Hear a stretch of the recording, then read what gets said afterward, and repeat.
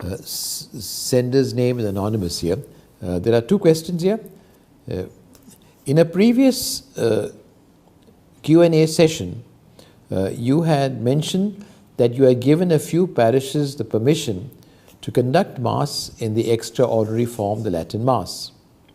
I wish to ask, which are these parishes and where can we obtain information about these timings?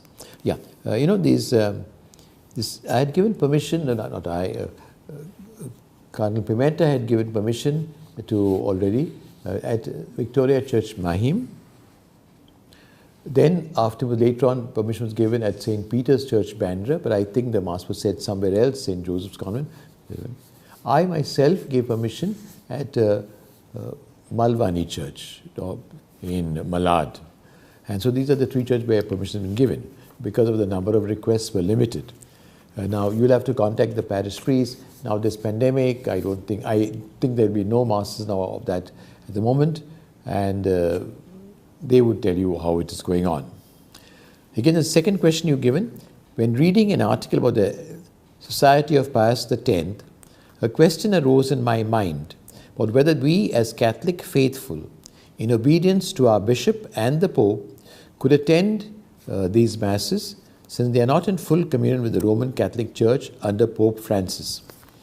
I want to make it clear to you and to all who are viewing now, we are talking of two different things. Our regular Mass is the Latin normal Mass which we have. It's the Mass which we have at the moment in all our churches. This Mass is a Latin translation. There's no church in Bombay, I think, which says this Mass in Latin at the moment, because there's no one, not people know no Latin. I know abroad sometimes, I myself have said, I think both in Germany and in America, the Mass in Latin of this present rite. So that's like, as you say it in English, you say it in Hindi, you say it in Konkani, you say it in Marathi, and you say it also in Malayalam, Tamil, and Latin. It's one more language. That's the same. That's one. The second type of Mass is what we just asked in the previous question, the extraordinary form. This is the Mass which was allowed before Second Vatican Council, the Mass of John the 23rd, etc., much before John the 23rd. The one we are using now here is Paul the 6th. So that is the second one, which is can be allowed by the bishop, and I have allowed it, my priests have allowed it in these three churches. What you're talking about is a third type.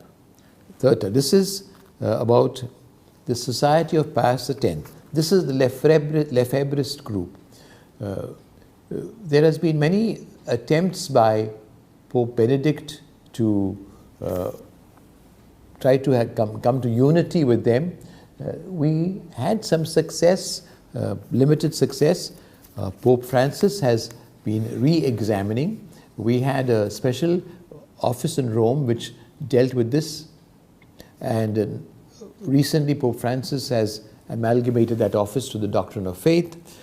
And now, so that Mass is different. They are not in union with the Holy Father, and therefore I would say it's not proper for us right now. It's like going. I'm not saying it's forbidden. Suppose you go to a non-Catholic Mass. So you go to a Protestant Mass. It's like going to a Protestant Mass or going. You're not forbidden to go to a Protestant Mass. It's you can hear the sermon, you can pray, certainly, but I cannot speak explicitly. I'm not too sure about the Episcopal, about the validity of the ordinations. That's why I do not want to get it. It may be, may not be. I don't want to get into that technical thing. I have not studied it, so I am unable to speak about it. But I would not encourage you to say participate. I would not encourage you to receive Holy Communion there. If you want to go and pray, it's good to pray anyway. And I'll take just one more question because we're